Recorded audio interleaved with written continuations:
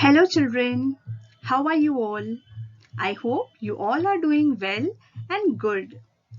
Today, I welcome you all to a new session of the year 2020-21 in the month of June on behalf of Sarad School. Today's meet is in a new way children. We are meeting in a virtual manner due to the pandemic situation all around the world. So, stay fit children, stay hygiene and eat well. That would lead you to a healthy life as well. So today we have gathered to have some recap that you had done in the month of April. So recapitulating about April, we have done economics chapter first in social science. I hope that particular lecture gave you a new idea of your new subject called economics. Yes, but before going ahead, I wanted to know, how did you enjoy your vacations? Vacations are the time that gives us to explore our skills, to enhance our skills, to sharpen our skills also. So I hope along with your academics, you might have explored yourself. You have given ideas to your skills as well. You have given shapes to your thoughts as well. So keeping this in mind, we are going ahead children. Let us slide to our next slide to have a little recap of what did you learn in the month of April. Let us slide ahead children. So children, in your early standards, your social science was being introduced to you with subjects like history, geography and politics. And as you are in 9th standard, you are being introduced to a new subject called economics. Now, what exactly economics is? Economic is capital, is money, is your investment, is your outcome, it is your profit. This particular words, when they come together, gives you the concept of economic. Here, in this lesson, we are going to study in detail how economics helps a particular village named Palampur. So, in detail, we are going to study how economics has its structure in itself to give us the idea of structuring our plans. So, the lesson first of economics, which we did in the month of April, was our first lesson, the story of village Palampur. What this village is all about, children? A quick main points of this. We learned about how Palampur was an efficient village. It had many facilities. It was a wide reachable village and connected with other villages. It had schools, hospitals. Then farming was the main activity in this village of Palampur. Then along with farming, they had introduced the green revolution as well. They had the traditional farming, but then green revolution was introduced. Then we were introduced with the aims and objectives of production along with the concept of production. Then we saw about the non-farming activities as well. So this were the things that were spread around this lesson. So going ahead, we will see how exactly this all spectacles were being put in the proper way.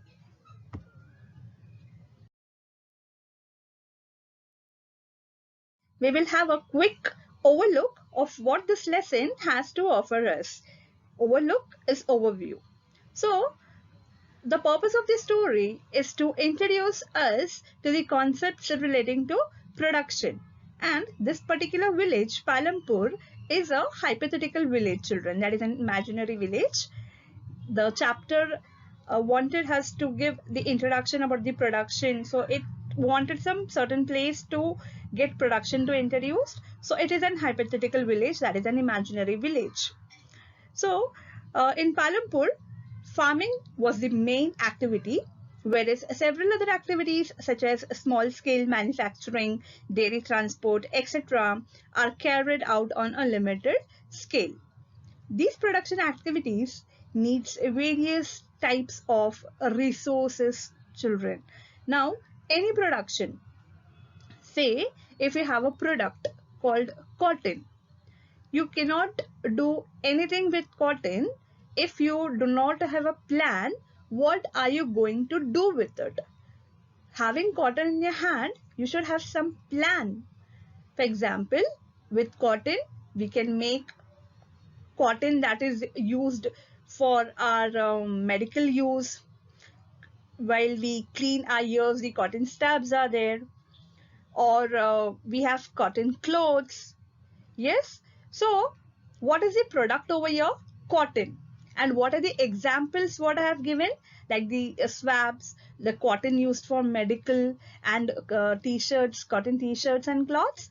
These are all the production that has come out from your product, that is your cotton. So cotton as a production, so that particular thing, the cotton has to be produced. So it has to go through various activities. It needs resources.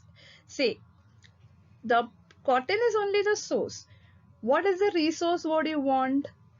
For cotton, if you want to make it a cotton cloth, say, you need it to be designed, you need it to be stitched. For that, you need the human labor. Your investment here is human. Along with that, your investment is to hire them. Clear? So here, if you're having a source that has to be produced, you have to resource. Clear? So this production activities needs various types of resources. And what are the resources? Natural resources, man-made items, human effort, money, etc. Just in the example of cotton, I gave you the explanation that if cotton is a natural resource, if we are going to put the buttons in the cotton shirt, so the buttons will go in the man-made items. And of course, human effort. Without human, production is not possible. And money, your investment. So as we read through the story of Palampur, we will learn how various resources, clear, your source and your resource, when it combines, it produces the product of desired goods. So what is the this one? The product is your cotton. What did you produced from it? For example, cotton shirt. So you have combined what? You have combined this various resources, the natural resource, the man-made resource, the human effort, everything you are combining, and the cotton shirt which you get is your desired good. That is your plan. That was your plan. I wanted this, I did this. So you got your desired goods, and that desired goods you can sell it in the villages. So here you gain the profit. So here the production concept has been clear to us, children. So let us go ahead. So let's go through the quick introduction of this lesson, children. Palampur is well connected with neighboring villages and towns. Raiganj, a big village, is 3 kilometers from Palampur.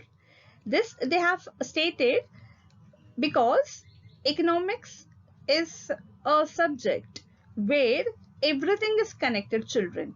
Why it is stated that Palampur is well connected with the neighboring villages?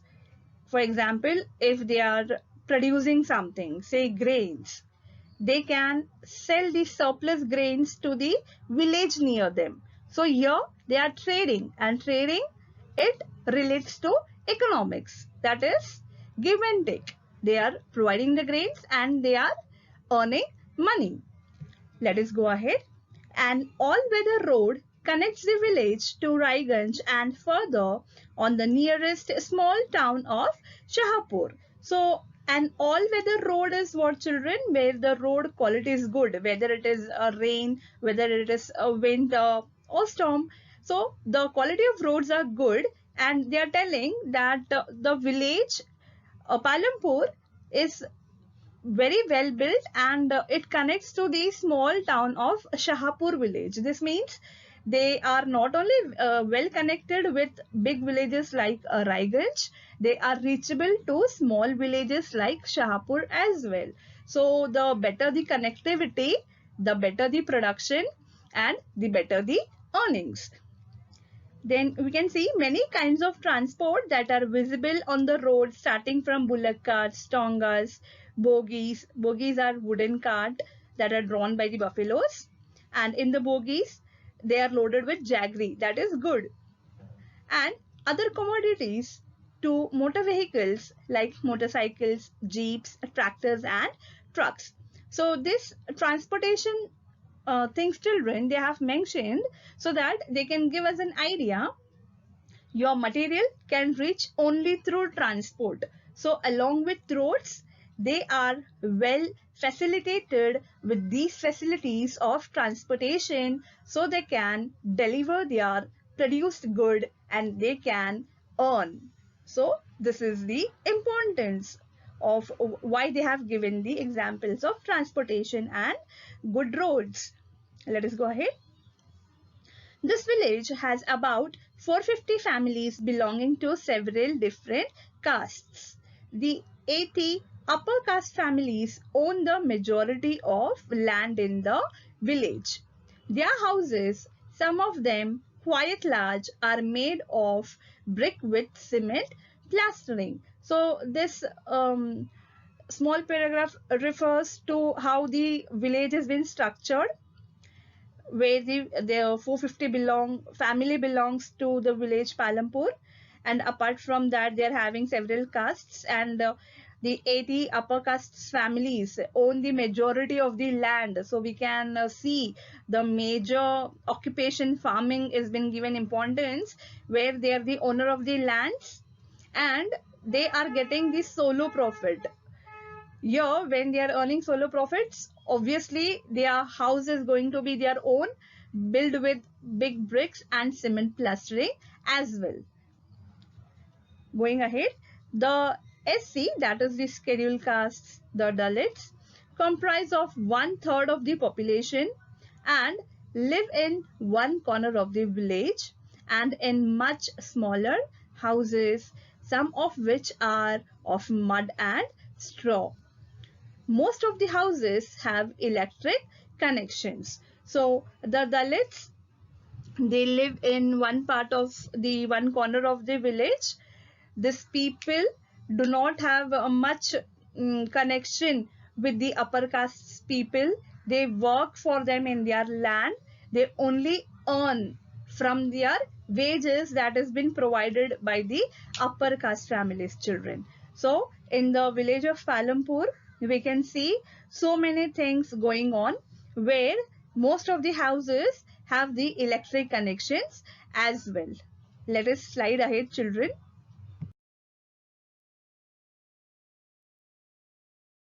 As we saw in our last slide, that electricity is the main component, and electricity has reached to almost all the houses in Palampur. So it powers the tube wells that is used for irrigation, and it helps for the small businesses as well. Palampur has 2 primary schools and 1 high school.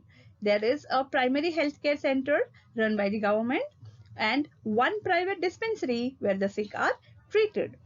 Now, this description above shows that Palampur is fairly well developed system of roads, transport, electricity, irrigation, schools, and health center, children. So this particular story gave us an example how a well developed village can be seen through. So the story of Palampur, it is an imaginary story and it is an imaginary village, will take us through the different types of production activities in the village. In village across India, farming is the main production activity, children. So it is the same today as well. Farming is the main production activity. The other production activities referred as non-farm activities include small manufacturing, transport, shopkeeping, etc. So let us slide ahead, children, as we have got a good idea about how the village Palampur is a well-developed village. Let us go ahead. So in this slide, children, we are going to see organization of production. What do you mean by the word organization?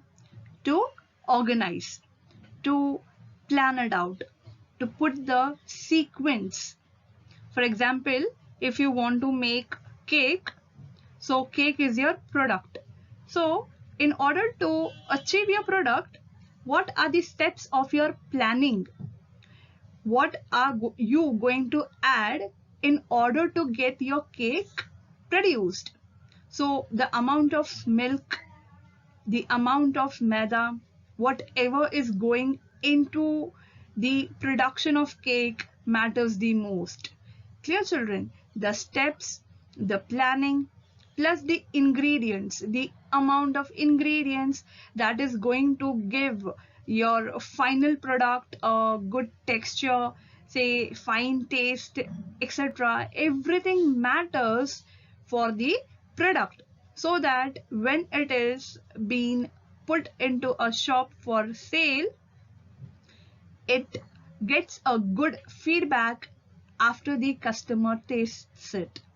Only after that the economic progress starts. So here I gave you an example of the organization of production. So there are certain aims of production as well, children. Let us see through. So the aim of production is to produce the goods and services that we want. The aim of production, I told you, you have to have plan. Your plan was to make cake. Yes, so that was your desired service that you wanted, and that was the good that you wanted to produce.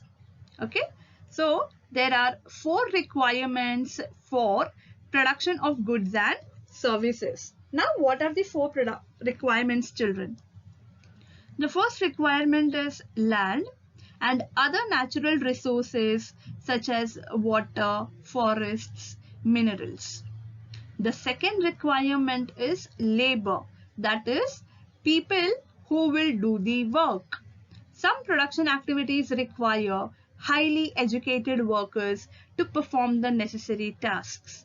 Other activities require workers who can do manual work.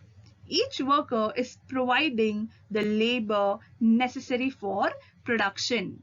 So you can see the first requirement is land. It is very obvious. Without land, you cannot set up your factory. Your plan cannot be emerged. Second thing, the natural resources such as water.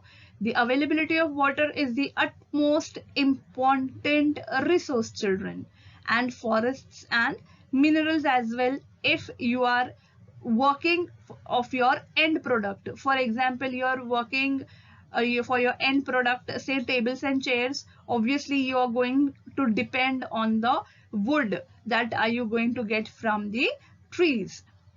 So the second requirement is labor. Labor is manpower. So the educated people will get good tasks to perform. For example, if a bridge has to be made, the person who is in charge over there is the civil engineer, right? And the person who does the work manually, that are the laborers, you can even find them there also. The worker checks everything, he plans out everything, and he gives instructions to the labor. So accordingly, for this production, everyone is putting their own amount of work to reach the process of the end product. Each worker is providing the labor necessary for the production. The third requirement is physical capital. that is the variety of inputs required of every stage of production. Physical capital, what it is, physical capital means, for example, if you are building a bridge, you need iron rods, you need the holders that holds the bridge in a very strong manner. That is your physical capital. So what are the items that come in physical capital, children? First is the tools, machines, buildings. Tools and machines range from very simple tools such as a farmer's plow to sophisticated machines such as generators, turbines, computers, etc. So the tools and the things that vary from person to person. Varies means differs from person to person according to their needs. Clear? If a farmer has to plow, so his need of the tool is obviously is only going to be his plow, nothing else. And if a water has to be generated, they use generators or turbines. So for every plant, there is a certain need. So tools, machines, buildings can be used in production over many years, and hence they are called fixed capital. Fixed capital, the things that can be reused for many years, children. Let us slide ahead to see what comes under physical capital. The second thing that comes under physical capital is raw materials and money in hand, children. It is very essential.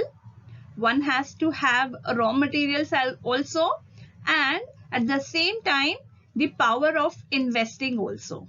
So production requires a variety of raw material such as the yarn used by the weaver. I gave you the example of cotton, right, in the starting of our revision. So they are given examples over here. Production requires a variety of raw materials such as yarn used by the weaver, clay used by the potter. Without clay, you cannot make pots. Also, some money is always required during production to make payments and buy other necessary items. Raw materials and money in hand are called working capital, children. You should remember this. Your physical capital, under that you have tools, machines and building, and raw materials and money in hand. And tool, machines and buildings come under fixed capital. Raw materials and money in hand are called as working capital. Without them, without this both, your product cannot be established. While production is in process, this all things comes into consideration. Unlike tools, machines and buildings, these are used up in production. Now, the fourth requirement is there too. You will need knowledge and enterprise to be able to put together land, labor and physical capital and produce an output either to use yourself or to sell in the market. This these days is called human capital. The human capital. So of course, children, for example, if you are producing chocolates, if you're having a small factory of chocolate manufacturing, and if you are manufacturing chocolates, you should have a person that is available, who is available to buy your chocolates. Your wholesaler is your human capital. For the wholesaler, the retailer is the human capital. And for all these three, we consumer, for them, we are the human capital because we are the investors for them, children. Clear? So every production is organized by combining land, labor, physical capital and human capital, which are known as factors of production. So children, I hope you are clear with the concept of production, the aims of production, and the factors of production. So let us slide ahead, children. So after production, children, we are going to learn a new concept, how farming in Palampur was done. The first thing is the land is fixed. They do not increase their lands, children. Like in 21st century, where the population is increasing, the forests are being cut off. Deforestation is been taking place in a wider range, and because of that, globalization is happening. So here, these people are not doing that. They have kept their agricultural land in a very fixed manner. They are going to use only that particular place for farming.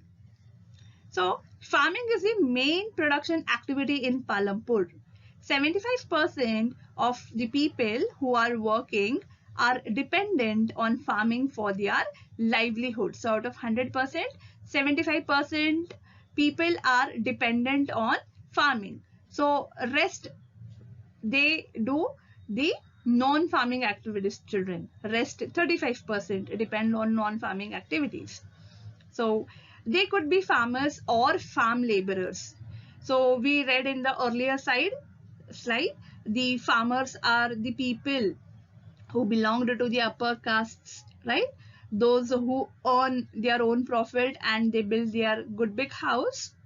So they could be farmers or farm laborers. Farm laborers are the people who either don't have land and work in somebody's land, or the people who have a small piece of land and their earning does not, is enough for them to uh, have their daily needs fulfilled and all.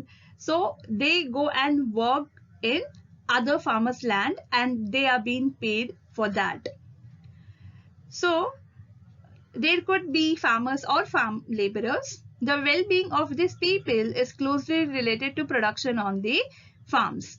So the well-being of these people means however the production is. If the production is good, these people will be definitely paid well, or else if there is any famine, the wages of the people would definitely be cut. But remember that there is a basic constraint in raising farm production. Constraint where you have a problem, you cannot expand it. Clear? Land area under cultivation is practically fixed. As I told you, they cannot just expand their land. Their land is always fixed. Since 1960 in Palampur, there has been no expansion in land area under cultivation. By then, some of the waste lands in the village had been converted into cultivable land. So they do not expand the area. What they do is they search for the wasteland, the dumping land, say if it is just being used to dump the waste materials, they can clean that and they can make it as the cultivable land. So they are not expanding their land, they are using some other land. So this point is clear, children. So let us slide ahead. So in the previous slide, children, we saw that the wasteland is being converted into a cultivable land. So in that feature, they are saying no land is left idle. So they are using the land in some or the other way. They are not expanding it, but if they find a land, they are using it in a more efficient way. So during the rainy season, Kharif farmers grow jowar and bajra. These plants are used as cattle feed as well. So you can see for the human consumption also and for the cattle. Cattle means say sheep, goat, even they can be fed. So it is followed by cultivation of potato between October and December. So here they are telling how they are reusing the land, children. So here is the perfect example of economics. How you know to use the land. It is not so that you are using it once and leaving it. No, you should know how the formula works for the rabi crops and the kharif crops. What are the steps they are going to follow, which crop needs more water, which needs less water. This all is been known by the farmer. So in the winter season, that is rabi season, fields are sown with wheat. From the wheat produced, farmers keep enough wheat for the family's consumption, that is for themselves, and sell the surplus wheat in the market at Raiganj. Raiganj, the village, the small village we read about in the first slide, that had the good connectivity with our village Palampur. So the surplus, the extra wheat is being sent to the market in Raiganj. A part of the land area is also devoted to sugarcane, which is harvested once in a year. You can see that they have studied even the properties of sugarcane. So they knew that in this particular Rabi season, even sugarcane can be grown. So this is their planning and execution, children. So in that particular season, apart from wheat, they are harvesting for sugarcane as well. So sugarcane in its raw form or as jaggery is sold to the traders in Shahapur, the village which is 3 kilometers away from Palampur. So see how well even farmers are planning and executing in a proper way. Very good example of economics. The main reason why farmers are able to grow 3 different crops in a year in Palampur is due to the well-developed system of irrigation.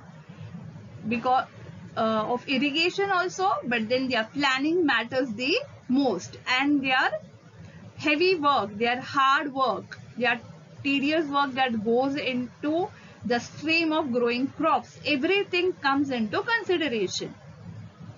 Electricity came early in Palampur, as we saw in the last slide. Its major impact was to transform the system of irrigation. Earlier, manually farmers had to give water. After irrigation system, a good supply of water to the crops has been given so that they are not lacked of water and they are not vanished off in between. To grow more than one crop on a piece of land during the year is known as multiple cropping. Clear? Means in that one piece of land, even rice can be grown, and even the alternate crop that can grow has to be grown on the other side. If the farmer sets to decide that, he has to plan for the other crop, and that particular system is called as multiple cropping. So here you can get benefits. At the same time, when you get 2 crops, when you send it, you get the double benefits. The more you sell, the more you get. So giving and taking, that is economics again. It is the most common way of increasing production in a given piece of land, as we discussed. Now let us slide ahead. So in this slide, children, we are going to learn the concept about what is grain revolution. But before going ahead, we have learned the concept of multiple cropping in our last slide. Before grain revolution, farmers were used to traditional farming, where they used to sow the seeds and they have to wait for the longer period of time to get the crops grown. For that, they used the natural fertilizers like manure, cow dung, etc. Now, when grain revolution was introduced, the production of the crops went to a higher margin. Now let's see how it went. So as we learned in the last slide, one way of increasing production from the same land is by multiple cropping. The other way is to use modern farming methods for higher yield. Higher yield means higher production. Yield is measured as a crop produced on given piece of land during a single season. That is the amount of production, whatever you have produced, whichever crop you have produced. It is the measurement of that particular crop. The Green Revolution in the late 1960s introduced the Indian farmer to cultivation of wheat and rice using high-yielding varieties of seeds, that is HYVS, high-yielding varieties of seeds. Compared to the traditional seeds, the HYV seeds promised to produce much greater amounts of grain on a single plant. Single plant is when they plant for the first time. Traditional seeds, they did not have the quality, means they were organically produced, so it took time. The Green Revolution has something to say much. Let us see. So as a result, the same piece of land would now produce for larger quantities of food grains than was possible earlier. Higher yielding variety seeds, however, needed plenty of water and also chemical fertilizers and pesticides to produce best results. So here they are using chemical fertilizers. In traditional farming, our farmers used manure and cow dung as their fertilizers. So higher yields were possible only from a combination of HYV seeds, irrigation, chemical fertilizers, pesticides, etc. So here the differentiation of seeds has come. So the earlier traditional seeds, it gave the organic production but in a less quantity, but using chemical fertilizers over here, it gives the yields in much higher quantity, but it needs chemical fertilizers, pesticides, etc. to be invested upon it. So the concept of Green Revolution is been introduced to you children. So let us go ahead. Now, adopting the Green Revolution children, adopting the change, the revolution in farming. After adopting that Green Revolution, the high variety of yielding seeds, it needed plenty of water, that is good, but along with it, it needed chemical fertilizers and pesticides. When it goes into the soil under the ground, it actually disturbs the ecosystem of the soil. So let us see whether the land will sustain this type of chemical processing going under it.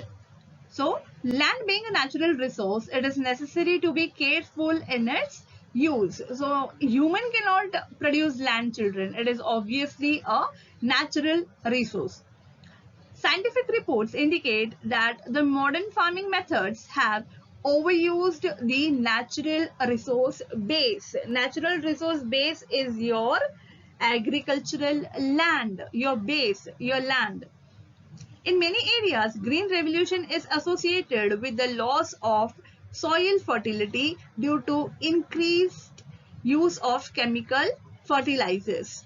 Also, continuous use of groundwater for tube-well irrigation has led to the depletion of the water table. So, as more water is required for the Green Revolution system, for the higher yielding seeds, the groundwater is going down and down. That is actually disturbing the water level of the whole ecosystem. Now, environmental resources like soil fertility and groundwater are built up over years. Now, these are the natural resources children. Human cannot produce soil or human cannot bring water from anywhere. These are natural resources. So once destroyed, it is very difficult to restore them. We must take care of the environment to ensure future development of agriculture. Yes, this is very true and we have to follow this. So the sustainability of the land has to be taken into consideration so that the coming eras, the scientific way of land use is being, forwarded ahead. So let us slide children. Earlier slide children, we saw that how the distribution of people was in Palampur, right? The upper castes were more than the lower castes, and the differentiating of the houses was there between these both. We studied about the higher class being the farmers and the lower caste being the farm laborers. So how the land was distributed between the villages of Palampur, between the farmers of Palampur. You must have now realized how important land is for farming, because without land, nothing is possible. Unfortunately, not all the people engaged in agriculture have sufficient land for cultivation. I gave you example of a small farmer where he is working on a small piece of land, but the money he gets from that is not enough to feed his family, so he has to work in other big farmers' farm and he gets wages paid from him. So in Palampur, 1/3 of the 450 families are landless. That is 150 families. We saw about the Dalits also. That is 150 families. Most of them Dalits have no land for cultivation. That is the reason they work for the farmers, big farmers in their lands. Of the remaining families who own land, 240 families cultivate small plots of less land than 2 hectares in size.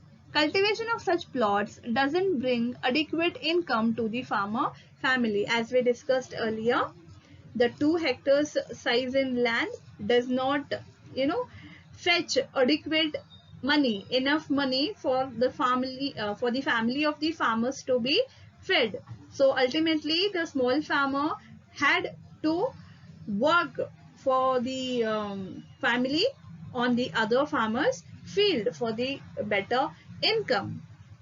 So we saw the distribution of the land of the farmers in the village of Palampur. Let's go ahead.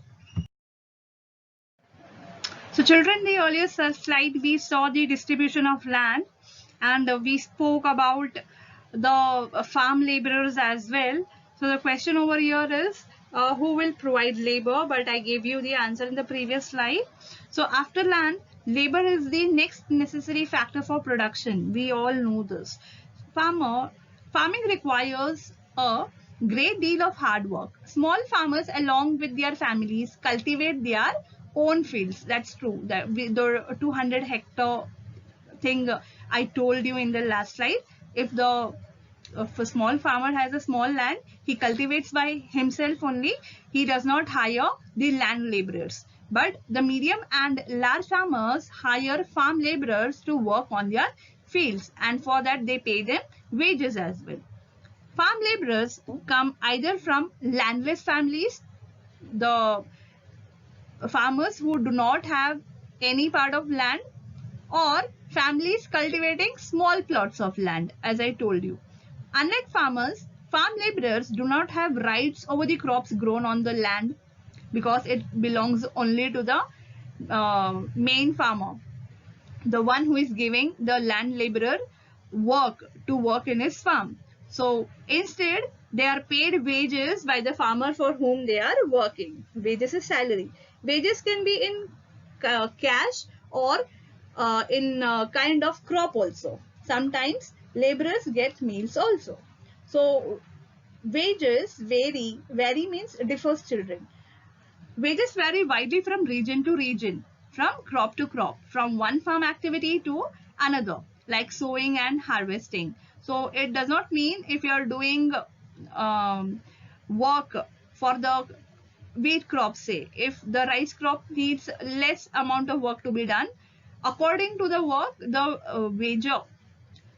wage has to be paid for the farmer. So that makes a big differentiation.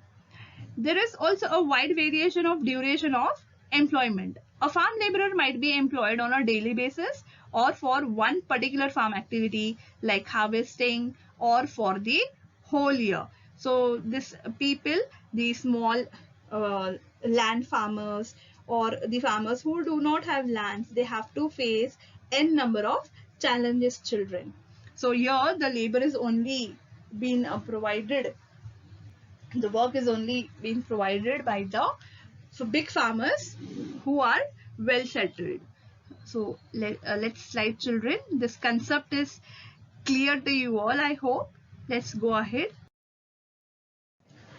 So in this slide, children, we are going to see the capital needed in farming. See, the modern farming methods require a great deal of capital, so that the farmer now needs more money than before. The green revolution we read about. The high yielding seeds needed much plenty amount of water, the electricity for the irrigation pumps to work, the pesticides, the chemical fertilizers, everything money has to go inside. Now, because of this, most small farmers have to borrow money to arrange for the capital. We just saw in the slides that we revised that the small farmers who had only 200 hectares of land, those who worked only on their land, who did not hire any other people, they worked for themselves, plus they worked for the big farmers also, so that they get the adequate income. Such small farmers, they borrow from large farmers or the village money lenders or the traders who supply various inputs for cultivation. The rate of interest on such loans is very high. They are put to great distress to repay the loan. So the small land farmers are affected very much due to these policies, and at times they commit suicide as well, children. So in contrast to the small farmers, the medium and large farmers have their own savings, because they not only earn profit, they pay the wages also. They have their own savings from farming. They are thus able to arrange for the capital needed, because they have surplus money and they can arrange for their own capital by investing into any other product as well. They can earn much income. They can earn surplus income, children. Let us slide ahead. So in the previous slides, children, we saw the impact of Palampur village, as it is very well developed village. We saw the concept of production, aims of production, then the factors of production. We saw the importance of farming. We saw the concept of traditional farming. Then we came to the green revolution, where the concept of farming was changed. It was known as modern farming. We saw multiple cropping. Then we saw the division of people in Palampur along with the division of land in Palampur. We saw the big land farmers were getting more richer. The big land farmers and the medium land farmers were getting richer and richer, but the small land farmers, they had to work for the on the big land farmer get adequate money. The land laborers were only paid wages, or they were given crops or meals in order to make their livelihood. We saw how farming affected the small land farmers, because to repay their loan, they used to take money from the big farmers or the traders in order to pay back the loans they have taken along with the interest. And we saw because of this, they used to go in distress. So we saw all these things in the previous slide. Now we are going to see about the non-farming section. So almost 75% of the village people are included in farming. This 35% of people, those who are included in non-farming, we are going to see what activities are being included in the non-farming sector in Palampur village. The first example is dairy. The other common activity. Dairy is a common activity in many families of Palampur. People feed their buffaloes on various kinds of grass and the jowar and bajra that grows during the rainy season, as we read earlier in the slide. The milk is sold into Raiganj, the nearby large village that is 3 kilometers ahead. Two traders from Shahapur town have set up the collection cum chilling centers at Raiganj, from where the milk is transported to far away towns and cities. So here setting up a dairy is some different activity. It is not related to farming. It is a different activity that is like a small business set up by a particular person in the village. The second example of non-farming activity is transport, a fast developing sector.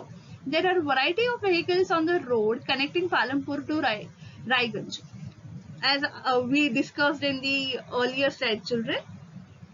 Rickshawalas, tangawalas, jeep, tractor, truck drivers, and people driving the traditional bullock cart and bogie are people in the transport services. They ferry people and goods from one place to other. Ferry means carry. They carry people and goods from one place to another, and in return they get paid for it. The number of people involved in transport has grown over the last several years. Let us go ahead, children. So the third example we will see in the non-farming activities is, children, the shopkeepers of Palampur. People involved in trade, that is exchange of goods, are not many in Palampur. The traders of Palampur are shopkeepers who buy various goods from wholesale markets in the cities and sell them in the village. You will see small general stores in the village selling a wide range of items like rice, wheat, sugar, tea, oil, biscuits, soap, toothpaste, batteries, candles, notebooks, pen, pencil, and even some cloth. A few of the families whose houses are close to the bus stand have used a part of the space to open small shops. They sell eatables as well. So here we can see, children, that not only farming was the main production activity, but people, according to their needs, according to their situation, and according to their plans, how they well existed in non-farming activities as well. So I hope that this concept of production and whatever I have made you revise during the revision of this lesson, the conceptual knowledge is all being conceptualized and visualized by you through the examples I have given, and I hope you have understood once again the lesson very well, children. So let us slide to our next slide, to the thank you session.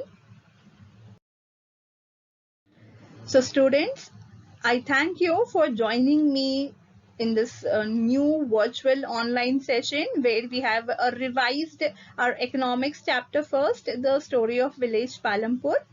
I hope you have understood everything, and do take care, stay safe, and we will meet in our next virtual class. Until then, be smiling, be fit, and be immune. Thank you, children.